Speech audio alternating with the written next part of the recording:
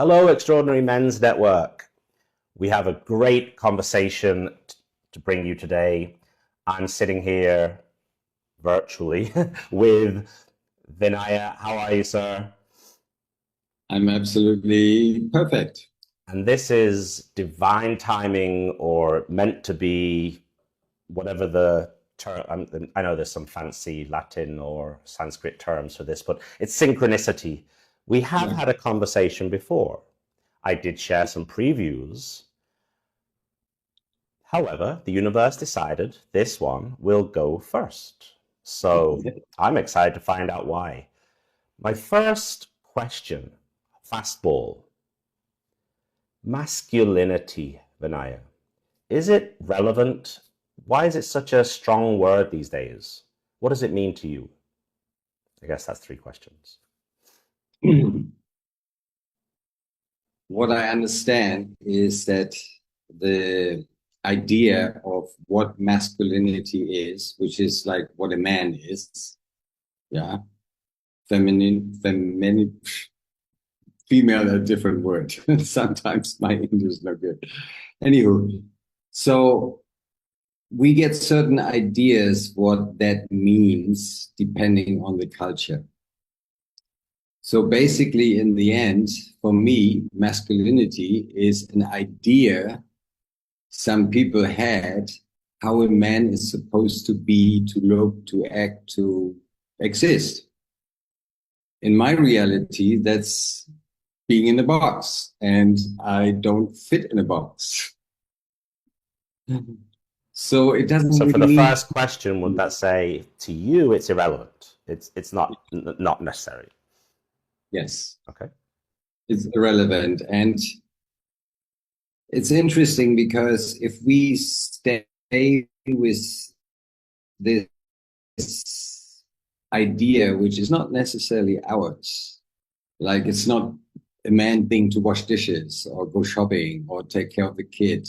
That was an idea before. I don't know if it's still happening, but so there were different ideas about how that looks like. But hey, I'm a man, but I'm feeling great washing dishes and doing these things. So yeah, I don't fit in that box, and neither does anybody. We just want to see what feels right for me. And if it goes against the social norm or against, I'm a man, you're not crying. Yeah, well, I bloody cry when I'm in pain. Even though I'm not supposed to, because men are supposed to be tough. That's masculine. So you get my gist. It's like stepping out of this box frees you to really be yourself. And if it's manly or not, who cares? It's me. So what I'm hearing you say is the definitions that go with the label are limiting and controlling. So Yeah. it's not the word per se, it's the result of those definitions affecting people. Is that right? Yes, the ideas behind what it is. Yeah. Because I Yeah. obviously I it's only recently, I say recently, like a couple of years, that I've been thinking more about various definitions. One I remember one specific time hearing from, I think, Tony Robbins, where he's talking about relationships and things, and the idea that a man can have feminine energy and a woman can have masculine energy, and it really resonated with me because definitely, the things he listed were more like from feminine, were more in me. Uh-huh. Not to say that. I mean, I wish I cried more. That's a different topic, but um, parts of me. But I think they're more the rules of engagement of masculinity as opposed to the energetic frequencies of masculinity. I think. Anyhow, all that to say, yeah, dogma, right? Rules, policy. More often than not, they turn out to be a hindrance and a Yes. cage. Yeah. And I understand where we're coming from because in former cultures, yeah, the man was a strong dude and he went hunting. because the woman took care of the kids. She couldn't quite hunt because she needed to nurse the kids and da da da. Da. So that's been like passed on. And now we are living in a different time frame. Now we are more free to be ourselves and express ourselves.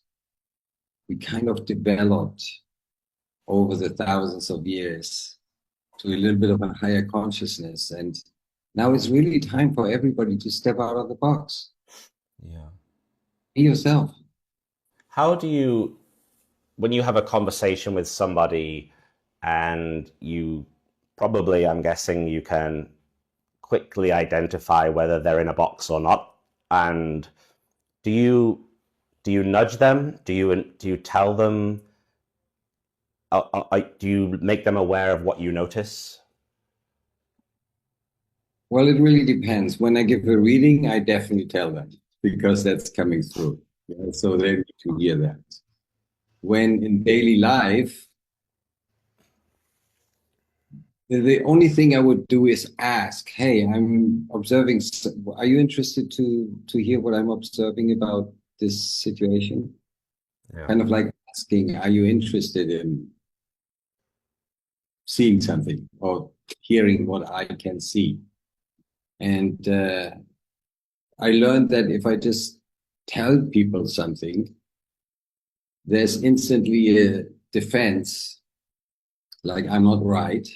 Who are you to tell me that? And then there's no listening, and there's just like rejection. So just telling them didn't work.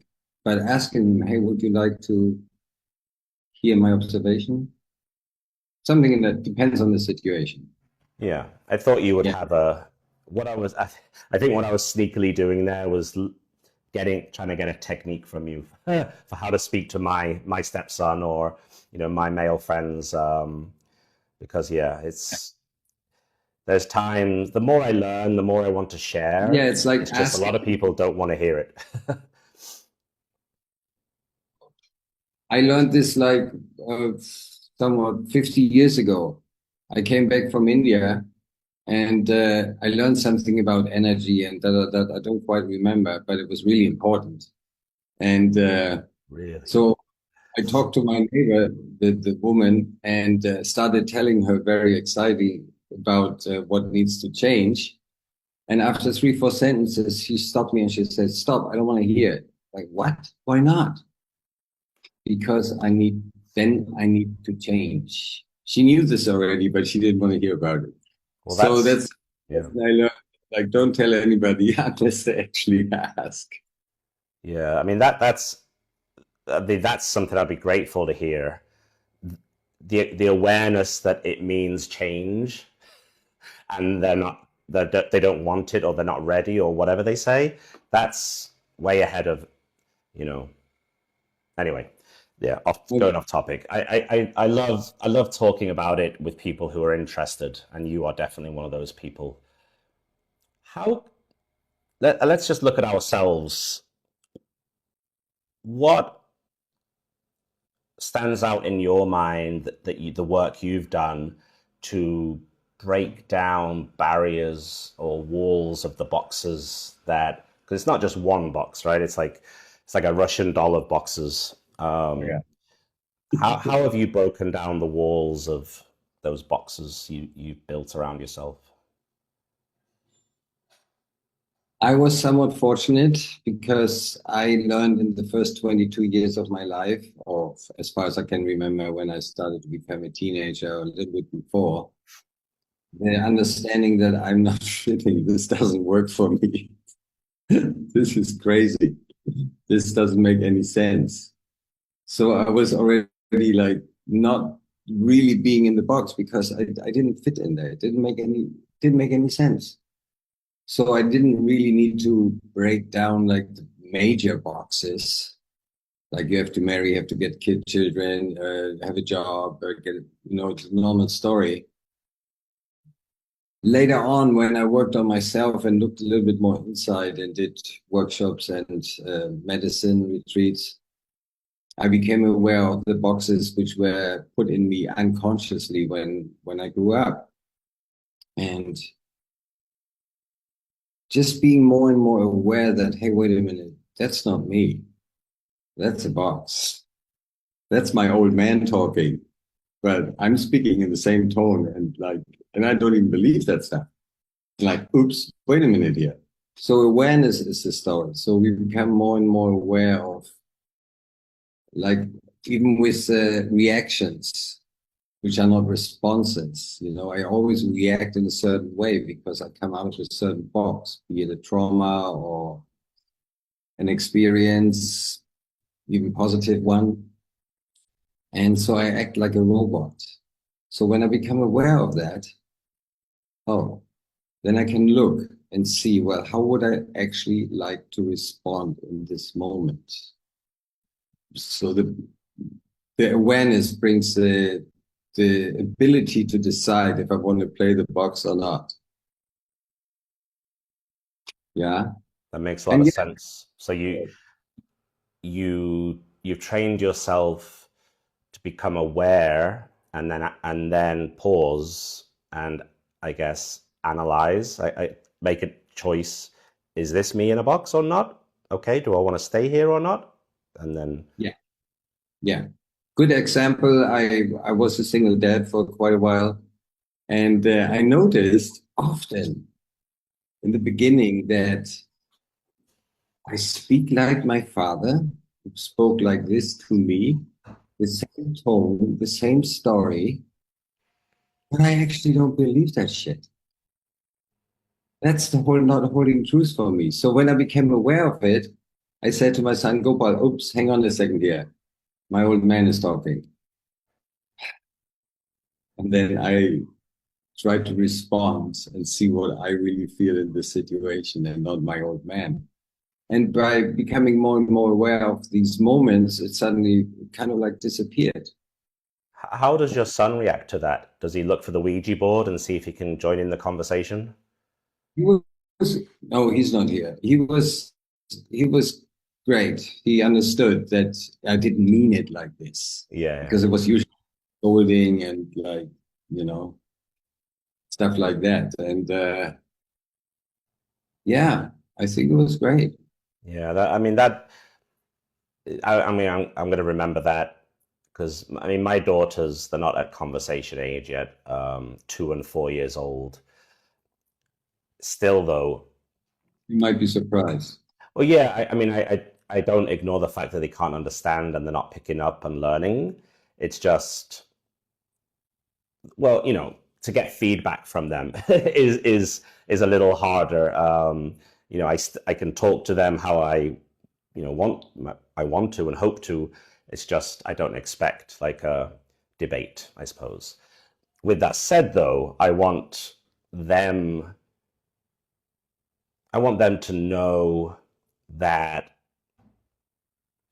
I don't know how to express it clearly, I suppose, but you know, I think it's a good idea to make sure your children know you're human as a parent Oh, and it's okay to apologize and adults make mistakes and yeah, you know absolutely.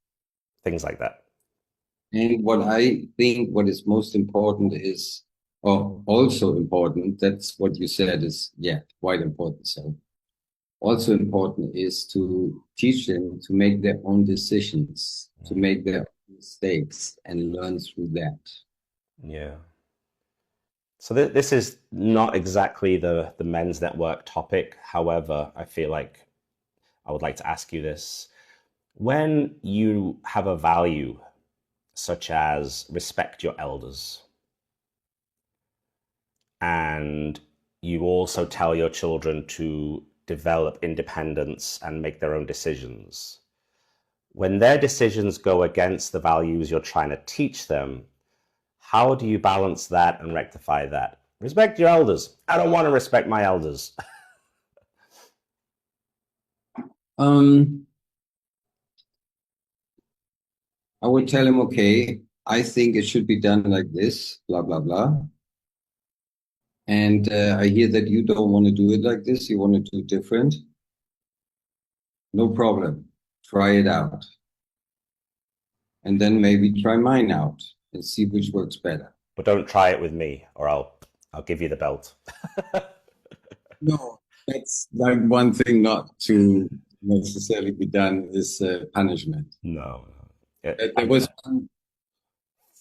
there was one really amazing quote I have, or not quote, what I heard this master say. He was asked, "How do shall we educate? How shall we take care of our children?" And he goes, basically, no punishment, no. I give you kudos, I give you something, no bullying, like nothing.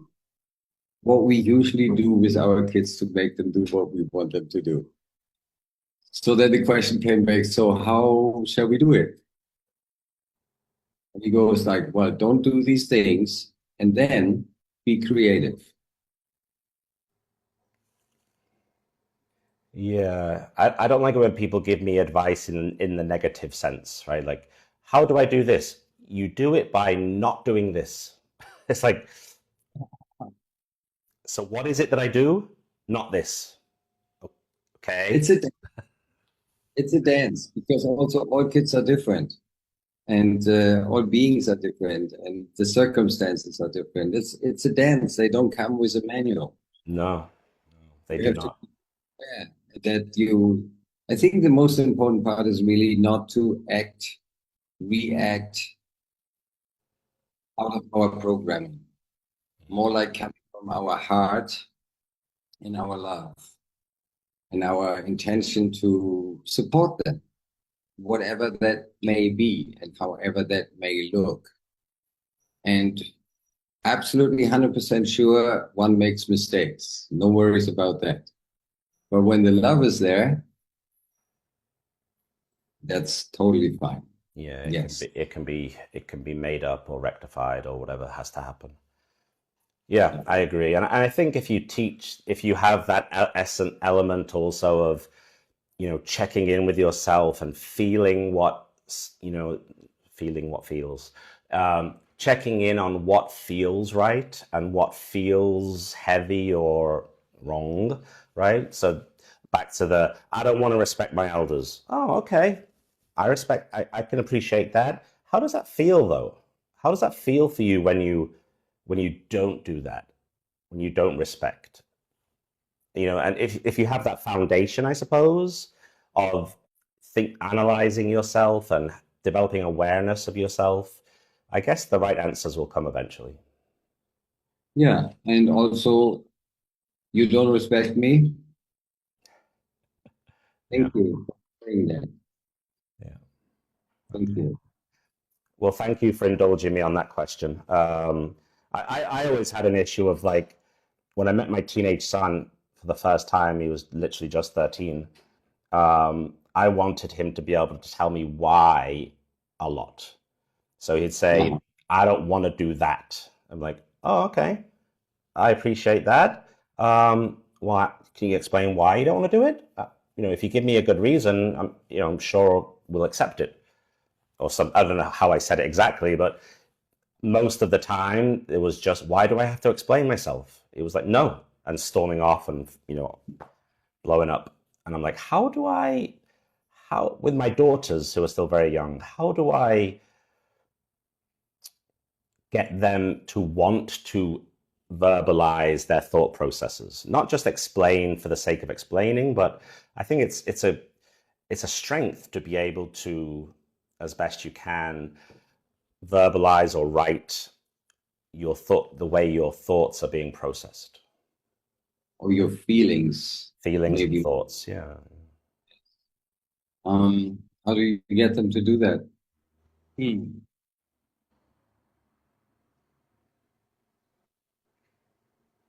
Maybe if you something is happening and you check in with your feelings and you write it down, what was happening and what you felt. And then the next time, if that happens again or something else happens, note that down and see what makes you feel happy and what makes you feel unhappy. So you have a better idea of what to do or not to do, or how to proceed or not to proceed. Yeah. Yeah. I Yeah. thought feelings diary is a good one. And it just occurred to me, this is foundation in my neuroencoding institute. Thoughts precede feelings, as I think, so I feel. When you have a thought, do the writing, and then also ask yourself, what was I thinking before that feeling arose? Yeah. And then you can also compare that data as it repeats itself, right? Are you having Yeah. repeating thoughts? Are those thoughts true? Are they valid? Do you want to keep them? And as an incentive for the kids is like, then you can really know what you want. That's right. Yeah, yeah. Absolutely. Yeah, knowing what you want is half the battle. Um, Not when I was a kid, though. When I was a kid, I knew I wanted to be an astronaut. You know, All right. I knew I wanted the Death Star Lego set. Didn't happen, but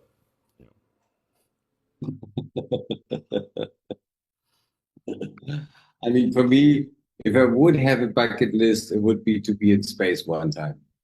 yeah. What, like space, stratosphere Like, space, outer space? Like, how far do you want to be? you know, just out of the atmosphere, a few thousand miles or whatever, so that I can see or be also in zero gravity. Just, yeah, I suppose like a full orbit of the moon would be pretty cool.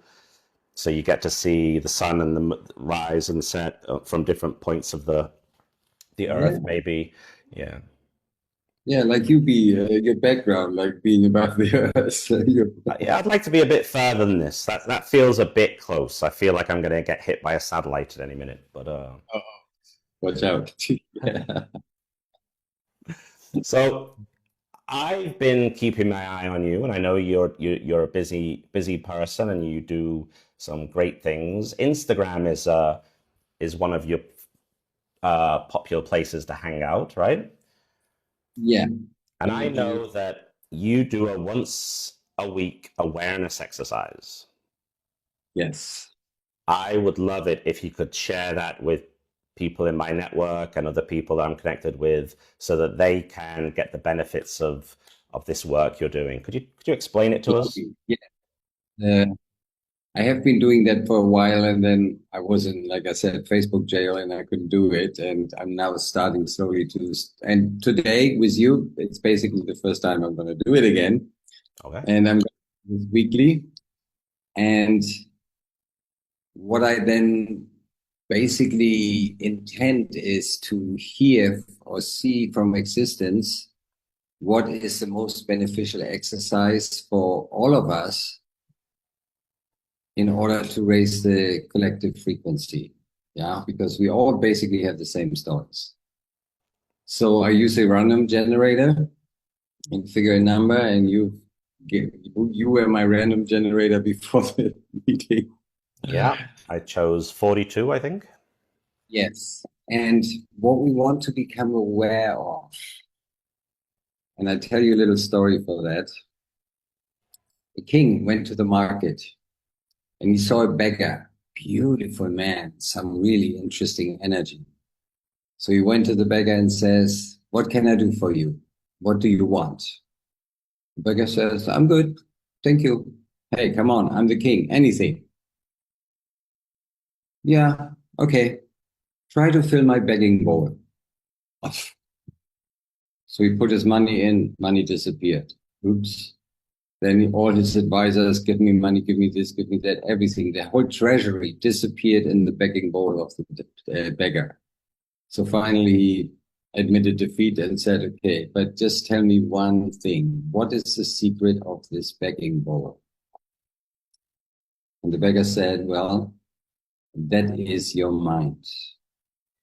Desire is a bottomless, never ending, never fulfilling exercise of the mind. I want this, then I have that, then I want this, then I want that." And it goes on and on and on. So finding happiness, and that's the awareness exercise. Becoming aware that I want to be happy or that I'm happy temporary from something outside. Okay, that's going to go away. Then I need something else to make myself happy. So where is a place where I actually find that happiness permanently. And obviously, we never look there. It's inside. 42 Rolls Royces. Yes. No? Spoiler, I got it. I did the trick. No, I'm joking. Sorry. Please continue. Yeah, it is a bottomless pit. Absolutely. Shiny object syndrome all over me. Yeah. So, like, just becoming aware of this desire to temporary outside fulfillment and just stopping and seeing, well, what do I have at this moment, actually? Well, actually, I have everything I need. I am content and grateful. And bit by bit, we really don't even go to the new car anymore or to the new this or that or more or what. We more and more just become content with what we have, which then gives us actual freedom because we can be and relax and don't need to run after something. That would be the exercise. Awesome. What's the relevance of the number? I use a card deck. It's from the 99 Rolls-Royce. It's basically stories from enlightened masters, Zen masters, Jesus, Buddha, God. So Make really things clear from a different point of view with these amazing stories where it really clicks. And yeah, I can see that. It's a bottomless mind. So that's what I use. And crystals. Basically, when I give readings, I use foremost and then the cards to make things more clear. But for the weekly collective exercise, I just use the cards. So the story of the beggar came from 42. Yes, that's card number 42. Yes. Yes. They're amazing stories. And by we probably go through it.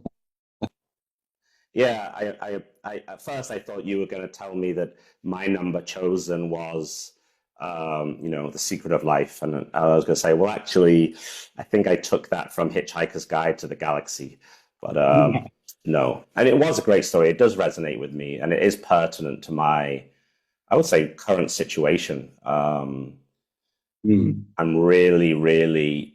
It's not necessarily happiness; it's satisfaction and job reward or satisfaction from my work from I'm trying to guess filter it to the purest essence of the work without looking for new shiny courses and labels and diplomas to give me the pleasure, right? Be content with what you have and full heart and energy into the story.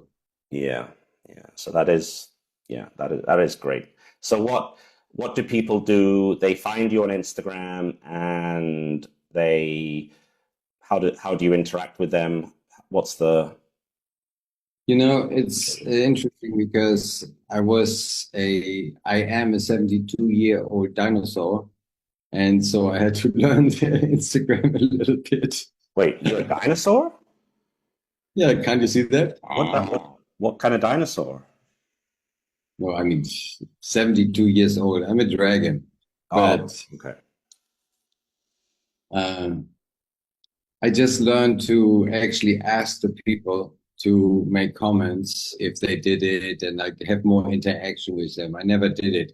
I just posted the stuff and then forgot about it and went on with my life. So that's this week and the next few weeks is going to be changing more and more presence and the right hashtags and Okay. All right. Well, you're hearing this now. Here's a formal invitation, Vinaya, to do one of those sessions in this group. We can have anyone who's available join the Zoom call, and maybe we can make it an interactive session if you'd like to do that. Fantastic. Yeah. find out what the rest of these stories are. There's 60 of them. So 60. it'll take a little Okay. while. We need 60. All right. Just like the lottery numbers. Okay. Almost, yes. Before we wrap up, I want to ask you about, again, manhood. Mhm. I believe, or it's one of my mission, to allow all men to live an extraordinary life, whatever it means to them. Right? I don't believe I'm special. I'm an ordinary guy. I am grateful for my extraordinary life. And the more I learn, the more I want to share if it will help others elevate themselves. Same here. What does it mean to you to be extraordinary? Oh, easy, because if I just go with the word ordinary, that's being in the box. Extraordinary is being out of the box. That would be, yeah, that's extraordinary, being out of the box. And then whatever you are, whatever your gift is, your path, your passion, you're even more than ordinary people who do something they like, but it's not with a full being because they're still in the box and do things in a different way they actually would like to. So the work, the people who are extraordinary out of the box is extraordinary because it comes from the beingness and not from the mind and the story. I love it. Allow me, if you would, to be devil's advocate for a second. When people say to you something like this, I am just ordinary. Yeah, I am ordinary. It's not, I don't expect to be extraordinary. That kind, or in a similar vein, I might be in a box, but I'm happy in my box. Why do I need to do this effort to be extraordinary? You don't. You don't. And I'm not making ordinary or extraordinary in the sense of better or worse. It's just different. And they both have their place. And there's nothing wrong with being totally happy in washing dishes, which I am, for example, or going shopping, or doing housework, or just doing the ordinary life. That's just me. And that's ordinarily me. Yeah, I mean, people pushed heavily against me when I said I'm ordinary. And all I was trying to define was not special or above anybody, right? Everyone can wash dishes, should, though I don't want to say should or anything like that, but you can find joy in any activity, pride and honor in any activity. And I think ordinariness just comes from being I guess, average of the group, right? It's not about specialty or uniqueness necessarily. Right. And then the extraordinariness is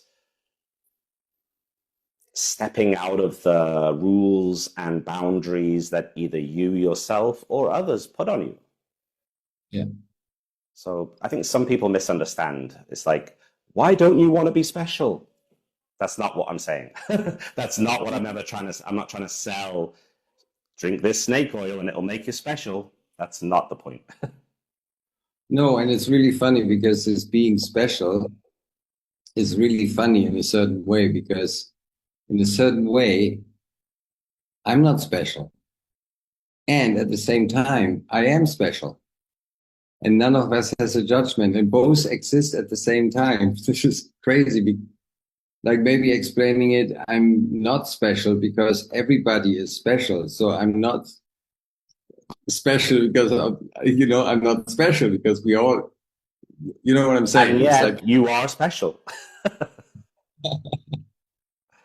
Yeah. We are all God's special creatures, and yet we are all the same, so we're not special. Oh my, it's a, yeah. I mean, no wonder it becomes a paradox, It head, is like, head mess, but I yeah. love the conversation. I love the concepts. I want to pass the ball back to you, Vinaya, to share anything else that you would like to leave with members of the Extraordinary Men's Network. It's really, in my book, not important to be a good man or a good woman. Yeah, I want to include them. It's more important to be a human being, whatever that means. And yes, I'm in a male body, but deep down, I'm not a man. I'm deeper down, I'm a human being. And even further deeper down, I'm not even a human being, but maybe the first step would be to be a human being and not anything boxy. You know, I don't care. Yeah, call me man. I don't care. I'm a human. Like it's the same with like where you come from. You German? No, I'm human. It's like really, Yeah. Yeah, I'm gonna take that. I'm gonna add to it. I am a good energy. What do you mean you're a good energy? Well, I'm not a good, man, human, entity. What are we all foundationally? Energy, right? Neutrons, all that stuff. So just be good. Just be good. whatever that means. Yes. And then do it without labels, and you can be extraordinarily good. Yes, just the way it is. Neither good nor bad. Fantastic. Well, thank you for joining us again, and I appreciate your wisdom and insights. I hope we see you more in the group. And for me, stay extraordinary, everybody.